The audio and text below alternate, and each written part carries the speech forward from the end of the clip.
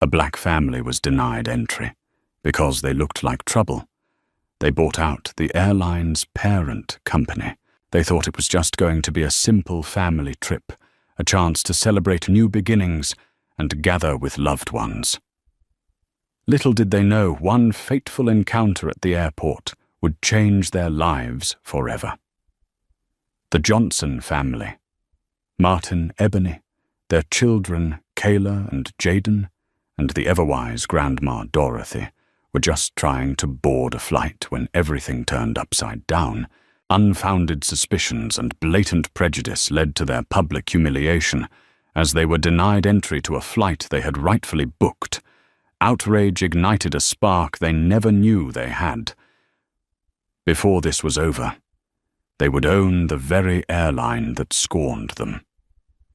Martin Johnson awoke before dawn in Atlanta's suburbs, excitement crackling in the chilly morning air.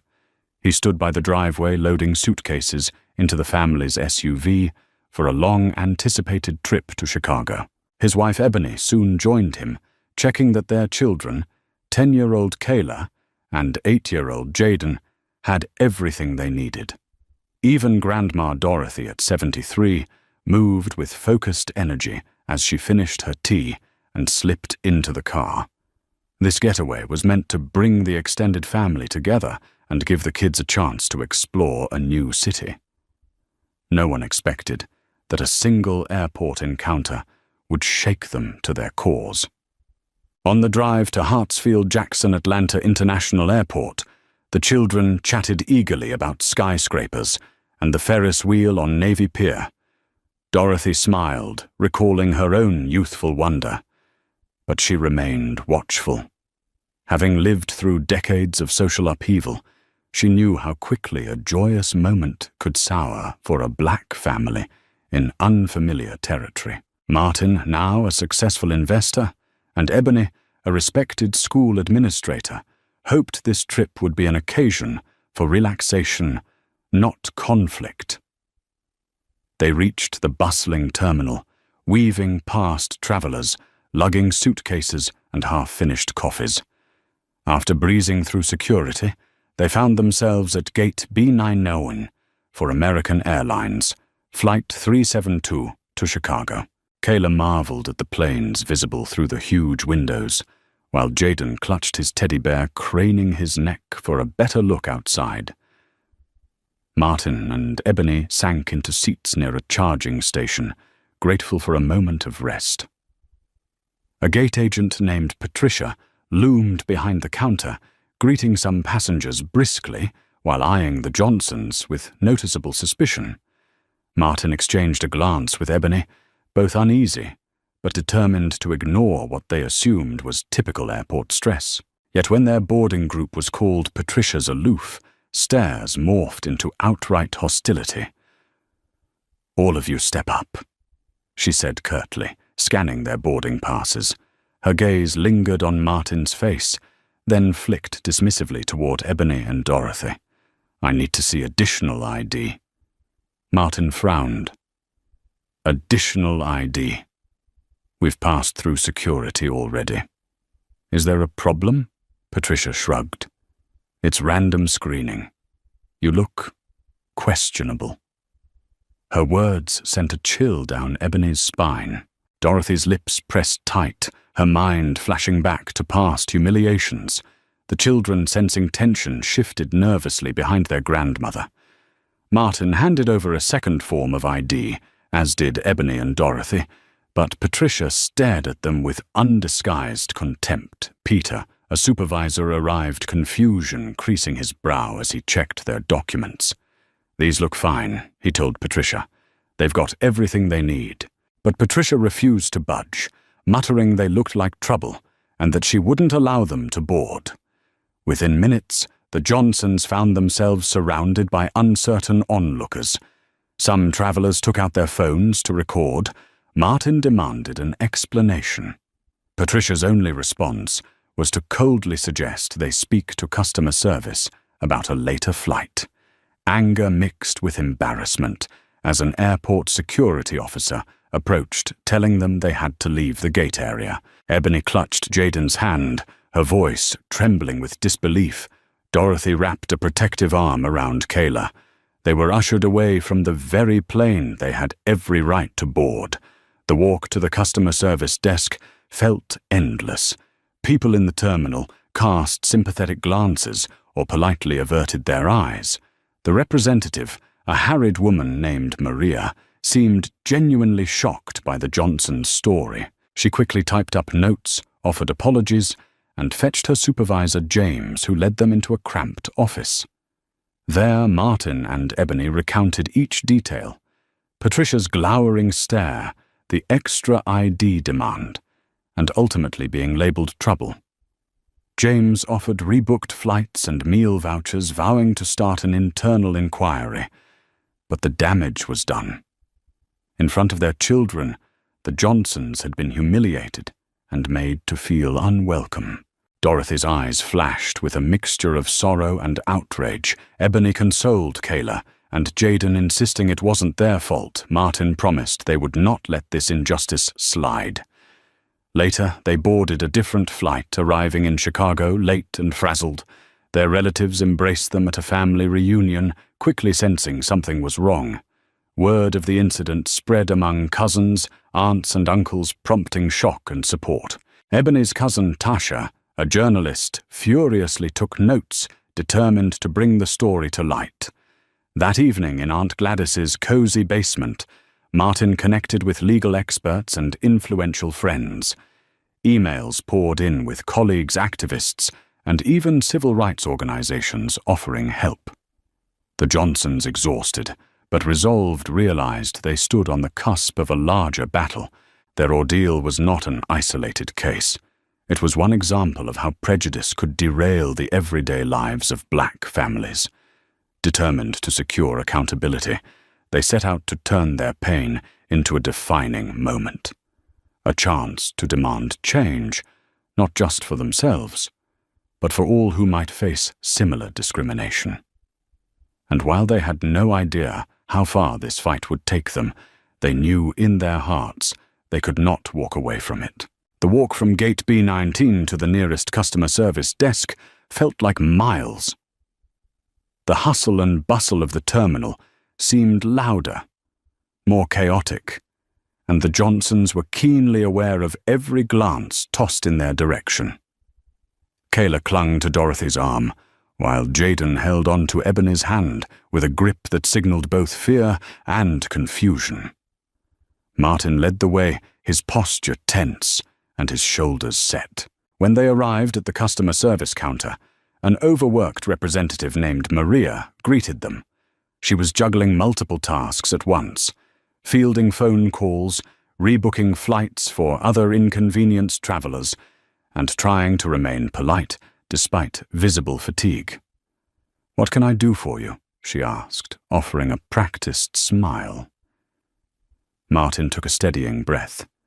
"We were just denied boarding on Flight 372 to Chicago. We were told to come here for assistance." Maria typed furiously into her terminal. "Let me see. You're the Johnson family, correct?" She scanned the screen, her brow furrowing.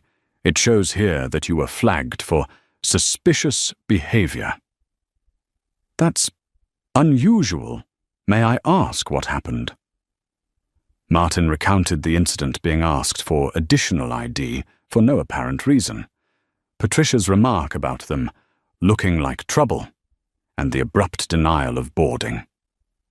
Maria frowned more deeply with each detail. This was not standard procedure, and it certainly wasn't something that should happen to paying, law-abiding customers. "I'm so sorry this occurred," she said, voice full of genuine regret. "Let me see what we can do." She made a few phone calls, her frustration visibly mounting. "I'm told that you can be rebooked on a later flight, but you'll have to speak to the shift supervisor for an override on the system. This is definitely not normal." Dorothy gently placed a hand on Maria's counter. "We appreciate your help, dear. Can you get us someone higher up? Someone who can really fix this?" Maria nodded. "Yes, of course. Let me get my supervisor, James. Please have a seat over there. I'll call you when he's available." They sat in a small waiting area to the side, near a window overlooking the tarmac plains, taxied to and fro, oblivious to the emotional storm raging in the Johnson family. Ebony tried to comfort the children, offering them snacks. Dorothy silently stroked Kayla's hair, her eyes distant. Martin tapped his foot, anxiously, hands clenched into fists. After a 20-minute wait, James arrived, a stout man in his early 50s, wearing a crisp suit and a subdued tie. He introduced himself and extended a handshake. "I'm James Riley, the shift supervisor. Let's discuss this situation in my office." He offered, motioning them to follow. They navigated through a maze of hallways until they reached a cramped office with a desk, a couple of chairs, and a stack of paperwork. James closed the door, sat down, and listened intently as Martin explained the entire ordeal. Again, Ebony's eyes teared up as she described how Kayla and Jaden were frightened. Dorothy's voice shook with indignation when she recounted Patricia's words. James steepled his fingers. "I understand. This is absolutely unacceptable if it happened as you say. We have protocols, but none of them justify the sort of behavior you're describing." He paused, choosing his words carefully. "I'll need to conduct an internal inquiry, speak with the gate agent, and check any available security footage. But in the meantime, let me see what we can do to get you to Chicago." Martin nodded. "We appreciate that. But it's not just about getting us to Chicago now. We feel we've been discriminated against. We want a thorough resolution and accountability. Our kids were terrified. My mother was insulted. We were humiliated in front of an entire gate area." James met Martin's gaze. "I understand. For now, I can offer you seats on a flight leaving in 4 hours, plus meal vouchers. As for the official investigation, I'll escalate it to corporate. We do not condone such behavior from our employees." He handed Martin a small folder with the new boarding passes and vouchers inside. Even as James made these peace offerings, Ebony could sense the hollow ring in his voice. He seemed genuine enough, but the corporate machinery was vast and accountability could slip easily through its gears. Nevertheless, the family had little choice at the moment. They needed to reach Chicago. They thanked James, left the office, and found a quieter corner near a family-friendly restaurant. Kayla and Jaden were subdued, as if trying to process the morning's events. Kayla eventually piped up, "Mum, are we in trouble?" "We didn't do anything wrong, right?" Ebony pulled Kayla into a tight hug. "No, sweetie, we did nothing wrong. Sometimes people judge others unfairly. What happened was not our fault." Jaden looked at Martin with wide eyes. Dad, why did she say we looked like trouble?" Martin kneeled down to meet Jaden's gaze. "I wish I had a good answer, buddy. Sometimes people make bad assumptions, but you remember what we always say. No matter what others think, we know who we are. We hold our heads high." Dorothy sighed, her age-worn face etched with concern. "We've come a long way. But the road is still so long. It's heartbreaking to see my grandchildren go through this." Ebony took a moment to collect herself. "We need to document everything," she said, finally, her eyes flicking to Martin. "We can't let this slide." Martin nodded resolutely. "I'll call our attorney," he said. "This isn't just about a rebooked flight. What happened was wrong morally and legally." He stepped aside to make a phone call to a friend and colleague from his investment firm who also had a law background. Meanwhile, Ebony tried to distract the kids with talk of the fun they'd have in Chicago. Dorothy stepped to the window, looking out at the planes ascending into the sky, each one a symbol of freedom. Yet here they were, grounded by prejudice. The more they reflected on it, the more they realized this wasn't just a personal slight. It was part of a bigger pattern that too many people had experienced. The calls, the tearful stories, the viral social media posts. This was the same injustice in a new setting. They could either let it go and try to move on or stand up and push back. They decided to push back. It was a decision that would eventually lead them down a path no one could have anticipated. For in the coming days and weeks, their plight would resonate far beyond one flight, one airport, or even one airline. Their stand would become a catalyst for change, fueled by both heartbreak and unwavering conviction. Later that same day, the Johnsons finally touched down in Chicago after a long, exhausting layover. The kids were irritable from the extended travel, and Ebony's nerves were frayed. Dorothy wore a stoic expression, but every now and then, Martin noticed her shaking her head in disbelief. Their relatives met them with warm hugs and concerned questions. Word traveled fast in the family, and Ebony's cousin Tasha, who worked as a journalist, had already heard rumors of the incident. At the family reunion in a suburban park just outside the city, the sun was bright, and tables were laden with steaming casseroles, grilled meats, salads, and sweet tea. Normally the laughter of dozens of relatives would instantly lift the Johnsons' spirits. Yet the shock from that morning's events lingered. Groups of cousins and friends gathered around Martin, Ebony, and Dorothy, listening in disbelief to what had happened. "Man, that's messed up," Ebony's cousin Ronnie said, shaking his head. "I've heard about these incidents, but I never thought it would happen to you all. It shouldn't happen to anyone." Dorothy replied. Between bites of collard greens and hush puppies, Tasha took extensive notes, her journalistic instincts in overdrive. "Let's get this story out there," she told them. "We need to shine a light on this." Martin nodded, but was measured. "We have to do it right. We want accountability, not just a social media uproar. I've been on the phone with some of my connections back in Atlanta." They're appalled. Tasha's eyes flashed. "You know the power you hold." "Martin, don't act like you're some regular Joe. You can leverage those resources, legal, financial media, whatever it takes. This is bigger than us." Most people in the family only knew that Martin worked in finance, but few realized the extent of his achievements. He wasn't just a small-time investor. Over the past decade, Martin had built a formidable portfolio, primarily focusing on tech startups, real estate, and more recently, aviation stocks. While he wasn't a household name in certain elite circles, Martin Johnson's name commanded respect. He had a knack for spotting undervalued opportunities and turning them into major wins. Ebony also came from a lineage of tenacious women. She had a master's degree in educational leadership and served as a champion of equity within her school district. That evening, after the reunion festivities, the Johnsons settled into the cozy basement suite of Ebony's Aunt Gladys's home. Tucked in the quiet suburbs, the house had a comforting lived-in charm.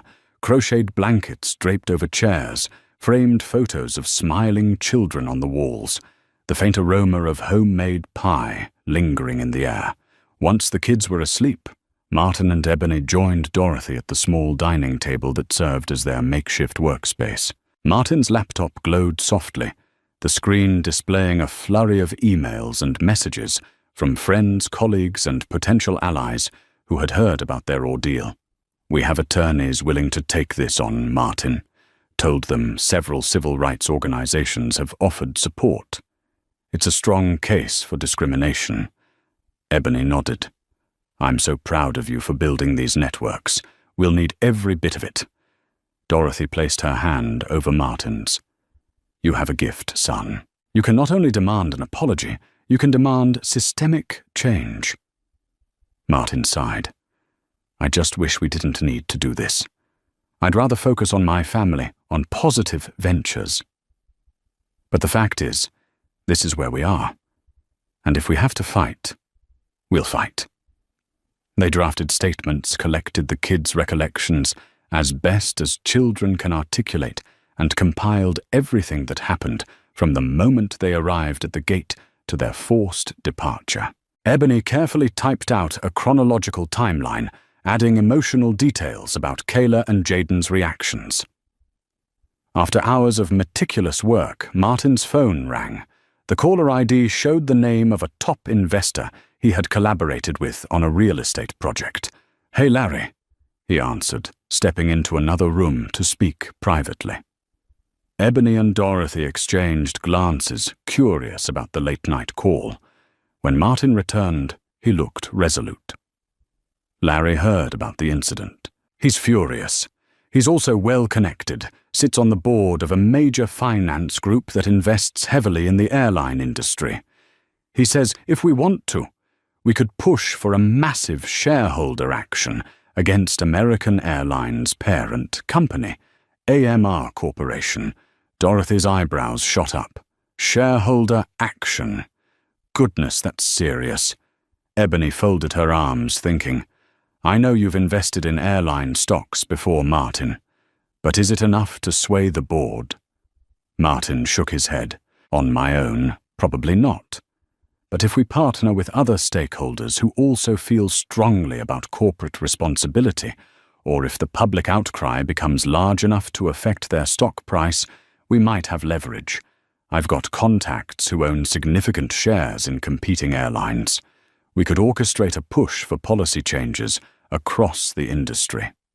He paused, weighing his words.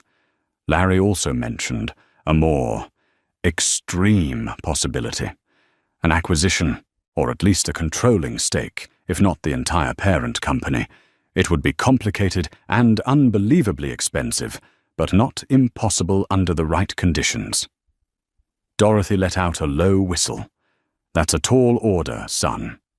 Ebony's eyes gleamed, though a flicker of concern crossed her face. Wow, buying the parent company. That's beyond anything I imagined. But do we even want that kind of fight? It's one thing to demand accountability. It's another to run an airline. Martin exhaled slowly. I've always had an interest in aviation investing.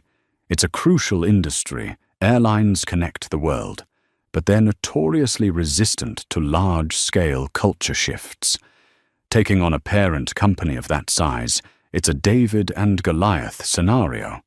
But maybe that's what it takes to force real change.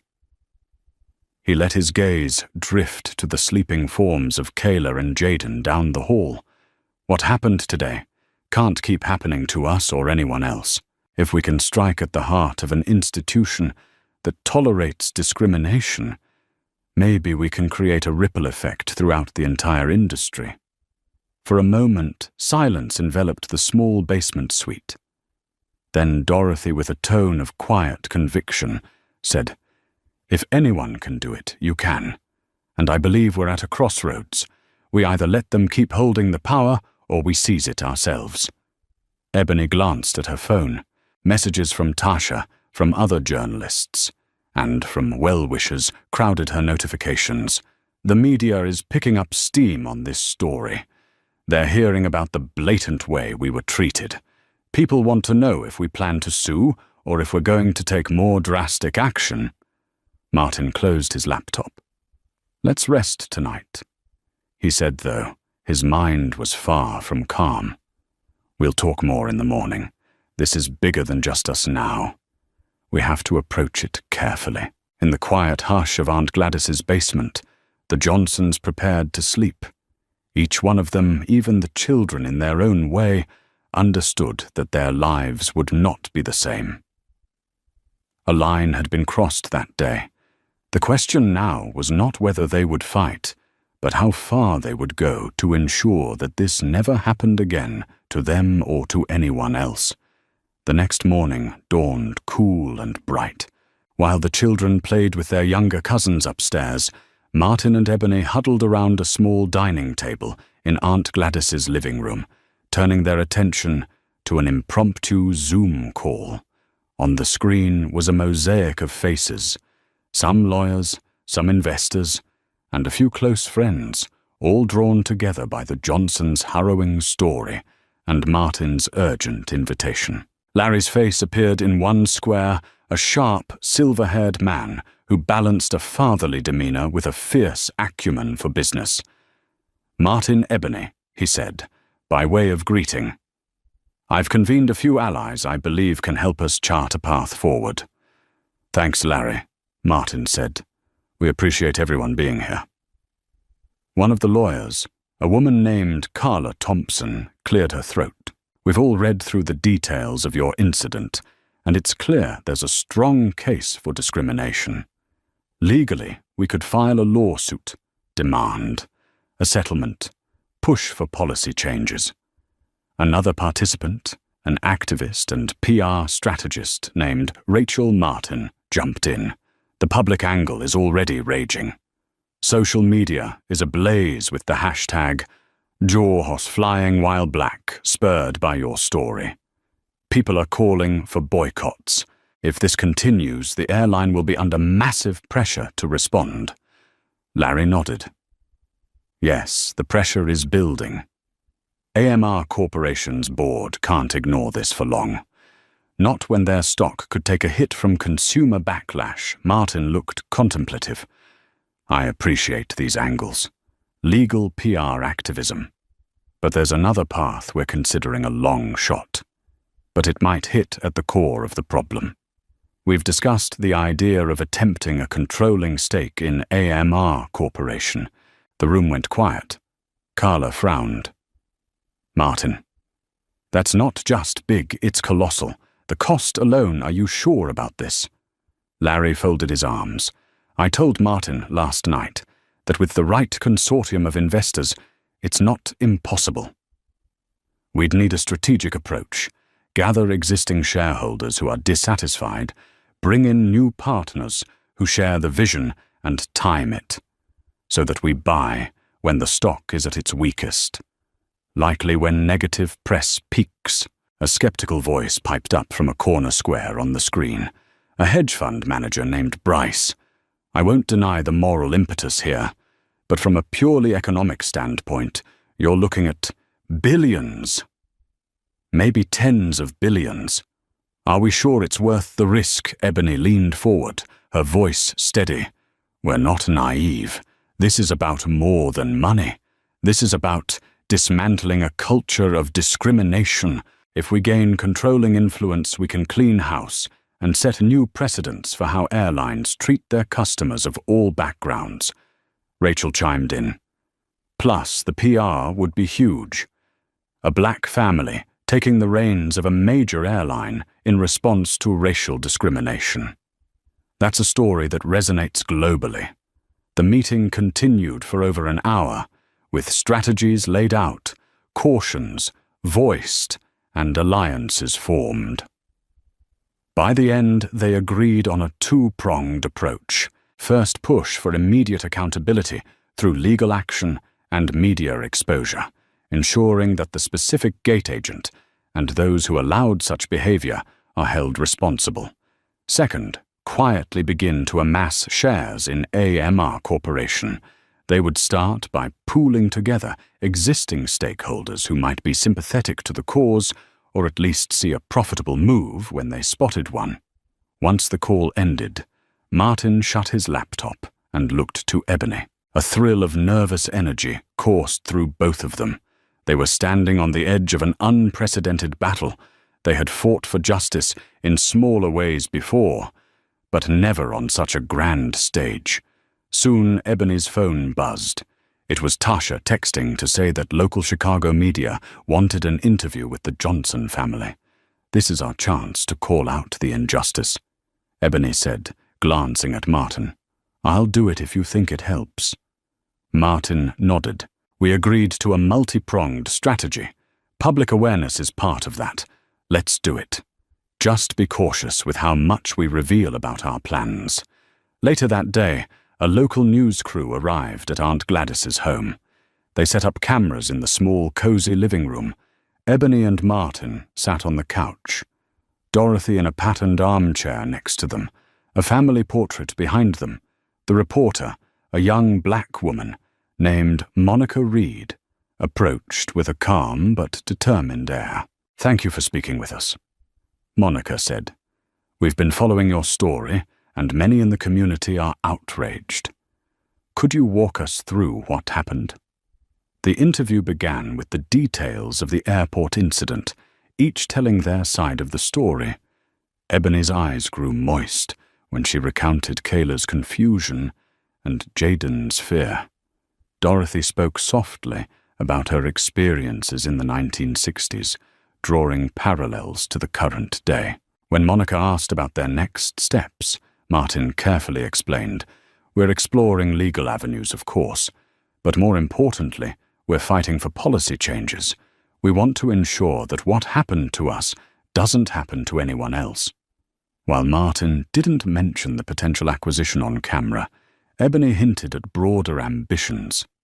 "We're calling for accountability at the highest levels," she said. "It's time for corporations like AMR Corporation, which owns American Airlines, to step up and prove they won't tolerate bigotry." The interview aired that evening, and social media lit up with support. Emails poured in, and the phone rang non-stop with people sharing their own airport discrimination stories. The Johnsons found themselves at the center of a rallying cry for change. "Stay strong," Ebony's principal texted, pledging the support of their entire school district. Martin's father-in-law, a retired civil rights lawyer, offered pro bono assistance in drafting public statements, and from all corners of the internet came messages of solidarity. People of all races, ages, and backgrounds outraged by blatant prejudice in an era that prided itself on progress. That night, as the children slept upstairs, Martin paced the living room, phone in hand. He was on a call with a financial contact who reported that some major investors were pulling out of AMR Corporation stocks due to negative publicity. "This is the window," the contact said. "If you're serious about acquiring a controlling stake, we need to move fast while the price slides." Martin felt the weight of the decision. Stepping into this fight meant risking enormous capital-forging alliances that could shift alliances in the corporate world. It also meant subjecting his family to ongoing public scrutiny. But each time he thought about Kayla's anxious face, Ebony's silent tears, Dorothy's trembling voice, he found renewed resolve. He ended the call and found Ebony leaning against the doorframe, arms crossed, eyes full of understanding. She didn't need to ask for details. She already knew what it meant. With a single nod, they acknowledged they were in this together. Come what may, somewhere in the distance, a train rumbled through the Chicago suburbs, a faint whistle echoing in the night air. In that moment, Martin felt a surge of determination, akin to a train on a mission, unstoppable, forging a path through the darkness. He placed his phone on the table. "If they won't give us justice," he murmured, "we'll take it ourselves." Within days, the Johnson story had spread beyond Chicago. National news outlets picked it up, amplifying the conversation about airline discrimination. Large swathes of social media united under hashtags like "Yanhula flying while black," "Now justice for the Johnsons," and "Change the skies."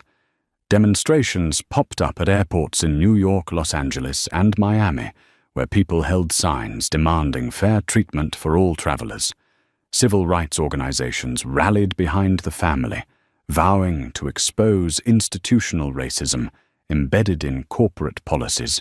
Media vans started lining Aunt Gladys's street, prompting a curious note from her elderly neighbors who watched from porches sipping iced tea. But for all the attention, the Johnsons remained humble. They offered heartfelt interviews, but never indulged in self-aggrandizement. Ebony calmly explained on morning talk shows the emotional toll the incident had on Kayla, and Jaden and Dorothy recounted the painful echoes of her past. Martin addressed the structural issues, carefully weaving in calls for better training, accountability, and diversity in corporate leadership. Meanwhile, behind the scenes, Martin's and Ebony's phones buzzed with messages from potential allies. Some were private citizens, wanting to share their experiences or donate to a legal fund. Others were influential figures in business or government, intrigued by the Johnsons' plan to address the issue at its root. One late afternoon, Martin received a call from an unexpected source, Jeremiah Langston, a respected civil rights icon who'd worked closely with leaders like the late Congressman John Lewis. "I've been following your story, son," Jeremiah said in a gravelly baritone. "We've fought for these rights for decades, and I hate to see these old ghosts still haunting us. I want to help Martin's breath caught." He'd read about Jeremiah's work, organizing peaceful protests, lobbying for equal employment legislation, and being a force in bridging the gap between activism and policy.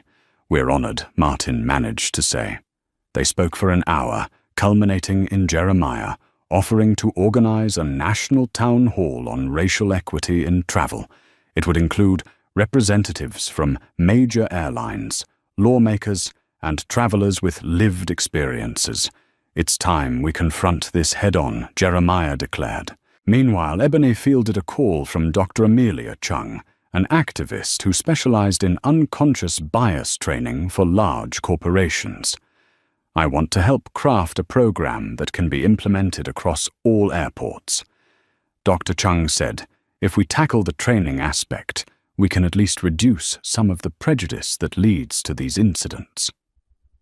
The synergy of high-profile activists, legal experts, and conscientious business leaders formed a mosaic of support around the Johnsons. Each day, Martin meticulously added to a spreadsheet that tracked potential partnerships, media leads, and investor interest.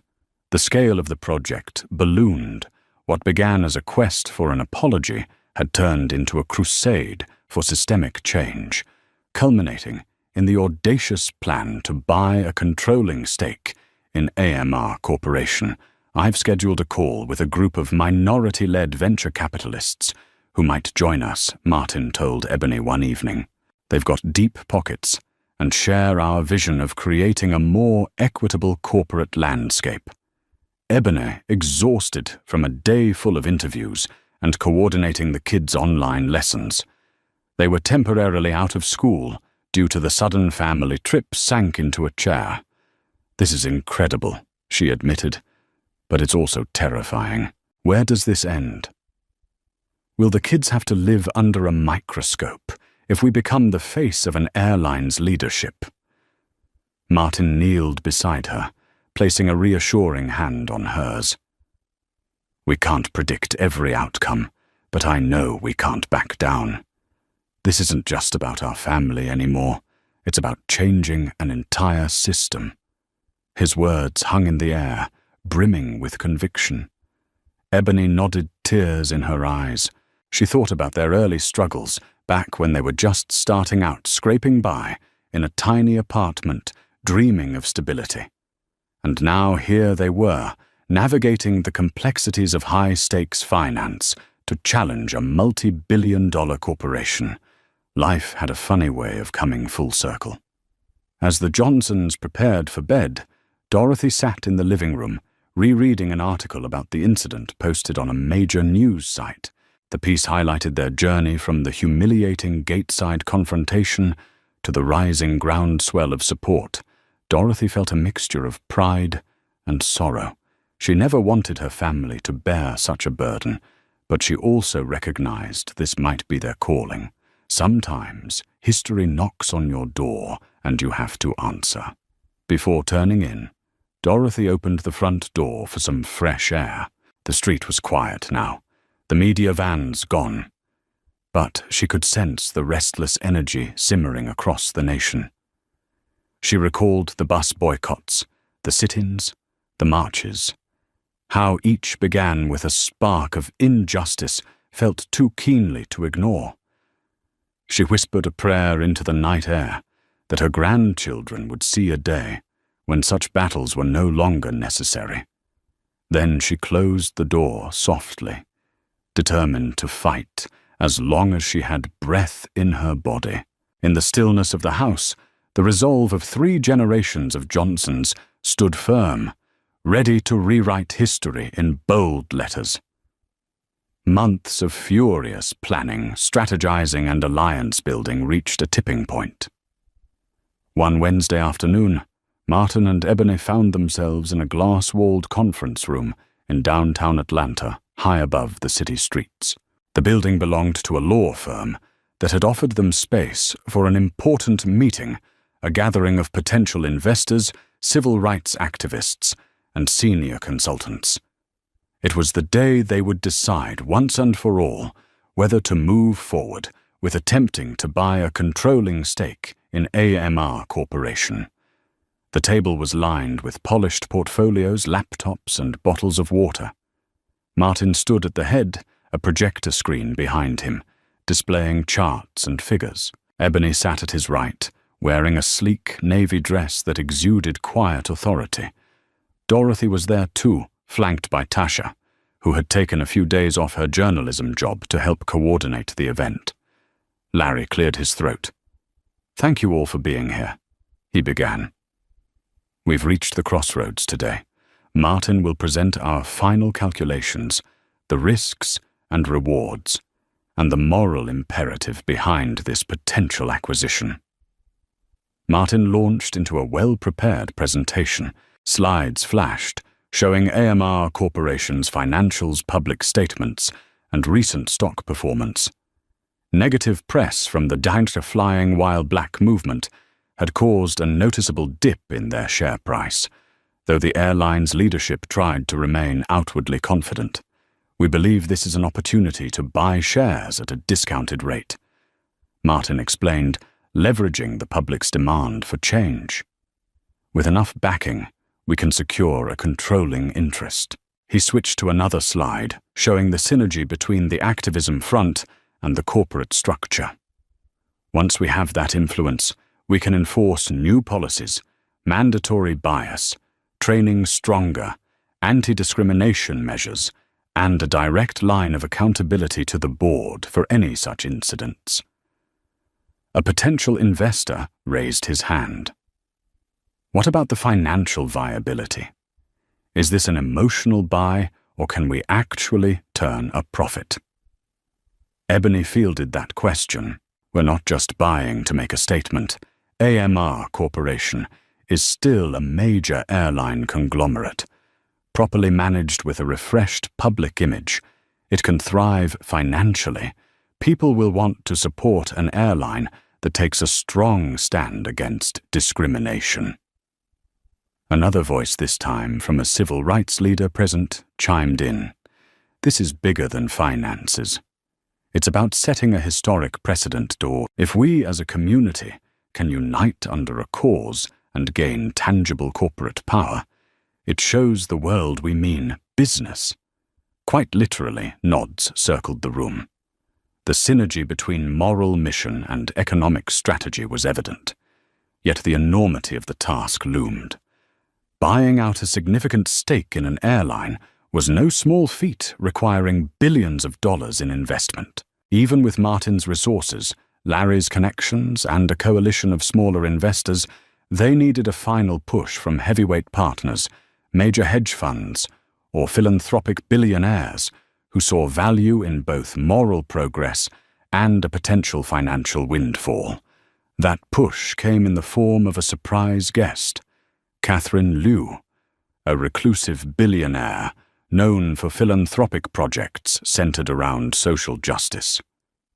She arrived partway through the meeting, discreetly taking a seat at the back. Martin paused mid-presentation as murmurs spread through the room. Catherine waved a hand for him to continue. "Don't mind me," she said softly, her voice carrying a commanding undertone. "I just want to see how serious you are about this." Encouraged, Martin resumed, concluding with a bold statement. "If we do this right, we're not just buying an airline, we're purchasing the ability to reform an entire industry.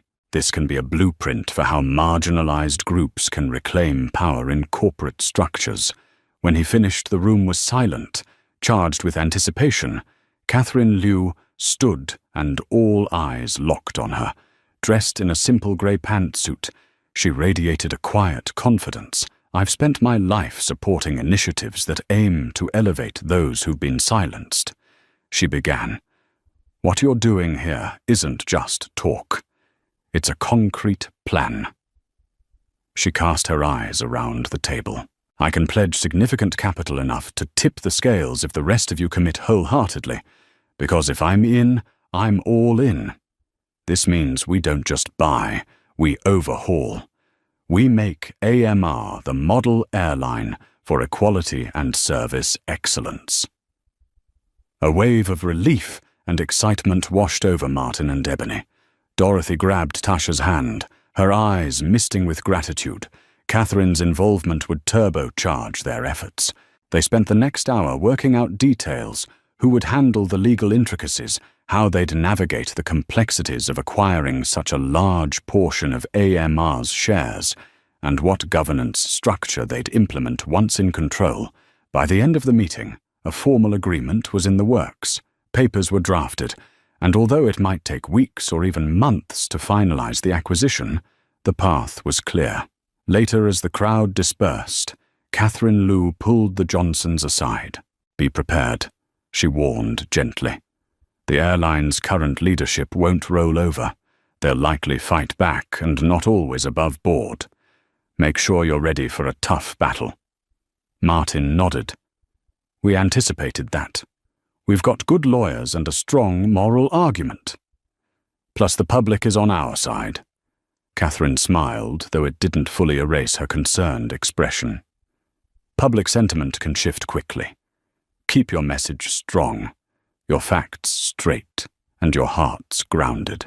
With that, she departed, leaving the Johnsons newly emboldened, but also aware that their bold dream just became very real and potentially dangerous. The next phase of their journey would pit them against the entrenched powers of corporate America. Yet, as Dorothy said, quietly in the elevator ride down, they messed with the wrong family. Negotiations began in earnest. Over the next few weeks, Martin Ebony and their growing coalition of investors set about acquiring shares at a breakneck pace.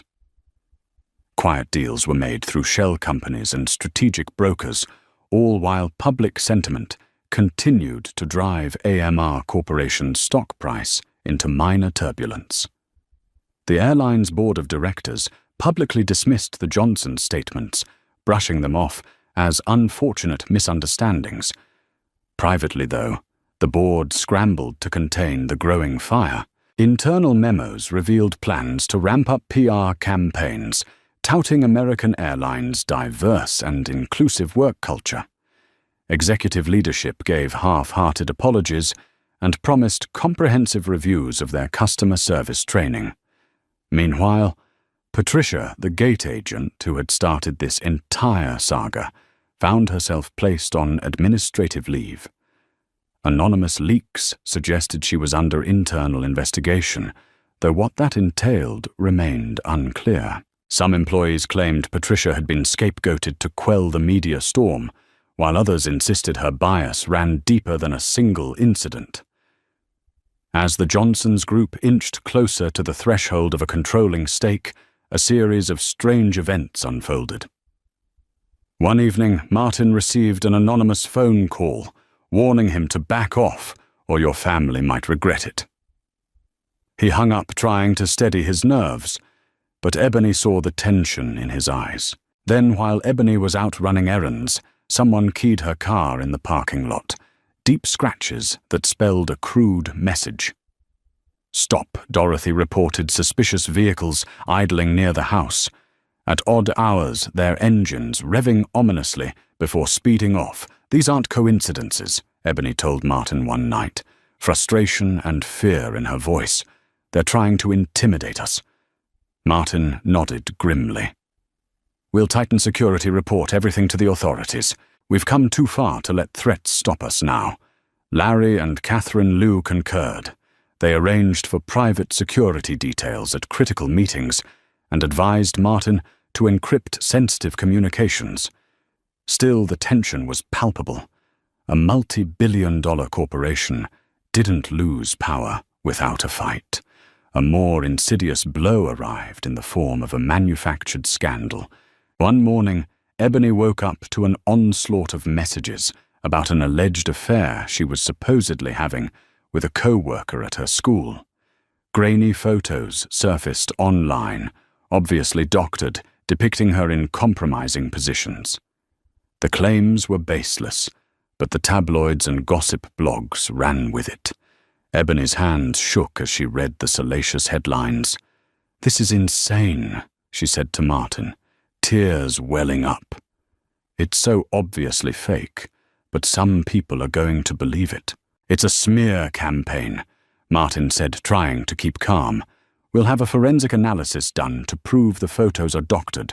Our attorneys will issue cease and desist letters to every outlet that runs this story." Despite their best efforts, the rumor temporarily shifted. The online discourse away from the discrimination case, trolls seized the opportunity to brand Ebony a hypocrite, sowing doubt about her character and motives. Exhausted and upset, Ebony wondered aloud if this fight was worth it. Dorothy took her hand. "Don't let them break your spirit, child," she said, her voice trembling with resolve. This is exactly how they operate. Fear lies intimidation. We stand firm under immense pressure. The Johnsons pressed forward. The legal team unveiled evidence that the photos were manipulated, and Ebony's co-worker publicly testified to the falsehood of the affair claim. Gradually, support rallied back to their side. The sabotage attempts only fueled the public's anger at what was perceived as a dirty corporate play. Amid these struggles, a key financial breakthrough arrived. Catherine Liu managed to secure commitments from additional philanthropic investors, ensuring they had the funds to complete their acquisition plan. With each passing day, they edged closer to the share count that would grant them majority voting power at AMR Corporation. In a final desperate move, AMR's board attempted to pass a poison pill measure, an anti-takeover device. If enacted, it would allow current shareholders to dilute the stock, making it much harder for the Johnsons Group to reach a controlling stake. A high-stakes legal battle ensued with both sides, presenting arguments about corporate governance and shareholder rights. Public sentiment remained fiercely on the Johnsons' side, however, and consumer advocacy groups joined their cause. Ultimately, a federal judge issued an injunction against the poison pill measure, ruling that the Johnsons Group had demonstrated a legitimate, lawful pursuit of corporate control. The board was left scrambling with their last defensive play blocked. By now, the tension was almost unbearable. The Johnson children, Kayla and Jaden, had to contend with reporters lingering outside their school gates, though local police provided some measure of protection. Ebony balanced her role as a mother with intense public scrutiny and the emotional toll of near-constant legal battles. Dorothy kept the family's morale afloat with her unyielding faith and grandmotherly warmth, and Martin, often running on just a few hours of sleep, orchestrated the final steps of the takeover with unwavering focus.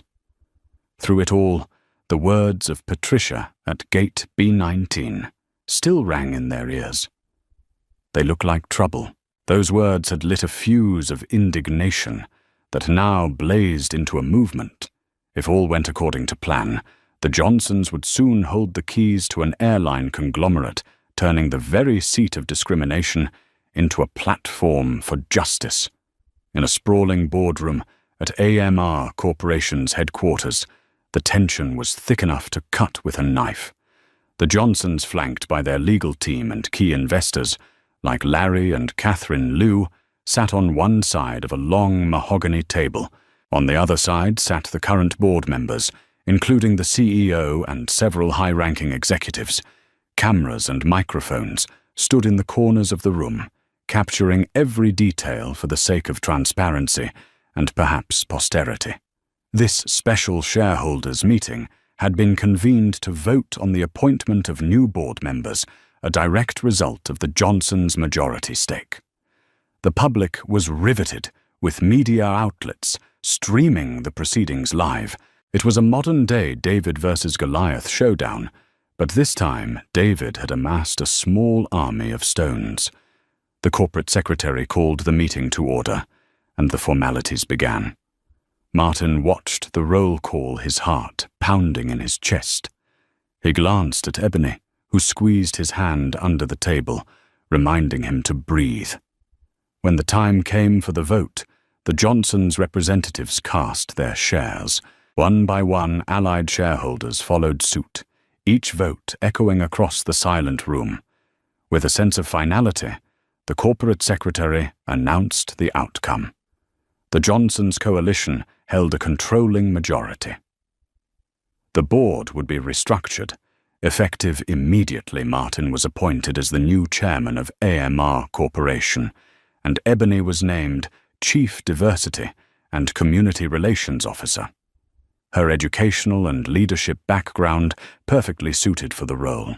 A stunned silence settled among the ousted board members. Some had already turned in their resignations, seeing the writing on the wall weeks ago. Others stared furious but powerless. The press cameras flashed, capturing the moment a black family assumed leadership of one of the world's most recognized airline conglomerates, just months after being denied boarding at an airport gate. With the gavel's symbolic strike, it was official. The Johnsons were now at the helm. The room erupted in applause from their supporters, while the remaining old guard executives filed out in shocked defeat. The spectacle was broadcast worldwide, instantly becoming a defining moment in corporate and social justice history. Yet the climax of one battle marked the beginning of another. The new leadership team quickly rolled up their sleeves. On day one, Martin and Ebony instituted immediate policy changes, a zero-tolerance rule for discriminatory behavior, with a direct line to upper management for complaints bypassing middle-level bureaucracy. Unbiased training programs designed by Dr. Amelia Chung were mandated for all airline employees, from baggage handlers to top executives. External audits would be conducted quarterly with reports accessible to the public. Transparency is the bedrock of trust, Ebony declared at her first press conference. We can't change what happened to us, but we can prevent it from happening to others. Then came the moment of hard karma, the reckoning that resonated through the halls of corporate power. Patricia, the gate agent, whose prejudice ignited this entire series of events, was officially let go. Despite having been placed on leave, she had still been receiving partial benefits. Under the new regime, a thorough investigation confirmed multiple complaints from passengers of color who reported feeling targeted or harassed by her. The final report was damning, citing repeated misconduct. Her termination was swift and public. When reporters caught up with Patricia in the parking lot of her local grocery store, she appeared disheveled and bitter, lashing out at the cameras. "I never meant any harm," she insisted. But her words rang hollow. The woman who had casually dismissed the Johnsons as trouble now faced the consequences of her actions, a life overshadowed by her own prejudice. At the same time, certain executives who had orchestrated the smear campaign against Ebony found themselves facing legal repercussions. AMR's new legal department pursued them for defamation, resulting in hefty fines, public apologies, and the end of more than one illustrious career. In an almost poetic twist, the board members who once tried to poison pill the Johnsons out of contention were compelled to watch their own shares plummet in value collateral damage from reputational harm. The final blow landed on those in the old guard who had turned a blind eye to rampant discrimination within the organization. The new leadership's audits brought to light a trove of internal emails showing how certain executives downplayed passenger complaints and resisted diversity initiatives. This triggered a wave of resignations forced retirements, and public admonitions, for Martin Ebony, Dorothy Kaler, and Jaden Life had transformed beyond measure. With corporate success came immense responsibilities and an even larger spotlight. They relocated to a comfortable home near AMR's corporate headquarters, ensuring that the children's education remained stable and protected from too much media frenzy. They balanced time between running the airline, engaging with community outreach, and simply being a family, something they refused to lose sight of amidst all the upheaval. On a crisp morning, a few weeks after the takeover, Martin and Ebony took Kayla and Jaden to the very same airport gate where they'd once been denied boarding. This time, security personnel greeted them with respectful nods. Patricia was nowhere in sight. In her place stood new, carefully trained staff members who beamed proudly at the sight of their new corporate chairman's family. Before boarding a flight to Chicago this time, a routine trip for a family gathering, Martin and Ebony paused with the kids. They looked out the massive airport windows, where a fleet of American Airlines planes were lined up. On each tail fin, the company logo remained, but it now stood for something else, a testament to resilience, equality, and the power of refusing to back down. Dorothy joined them, resting a hand on Martin's shoulder. "I wish your father could see this," she whispered. "He'd be so proud." Martin swallowed hard, his eyes brimming with gratitude. "We made it, Mama, and this is just the beginning." In that moment, all the threats, the sabotage, and the humiliation felt distant. The family took a collective breath, then turned to board the plane. This time treated as the valued passengers they had always deserved to be. High above the clouds, they savored their victory, knowing that true success was measured not only by acquiring wealth or power, but by using it to uplift others and transform the world for the better. And so, the Johnsons' incredible journey from a family denied boarding at an airport to the leaders of one of the world's largest airlines stands as a beacon of hope and courage. Their story reminds us that a single spark of injustice can light a fire of change, especially when it's fueled by determination, unity, and the unwavering belief that everyone deserves to be treated with dignity. If you found yourself moved by the triumphs and trials of the Johnson family, please take a moment to support this channel. Like this video, if their resilience inspired you. Share it to spread the message that discrimination will never have the final say. And most importantly, subscribe for more stories that spotlight the power of love, justice, and perseverance. Together, we can stand against prejudice and continue to elevate voices that demand a more inclusive world.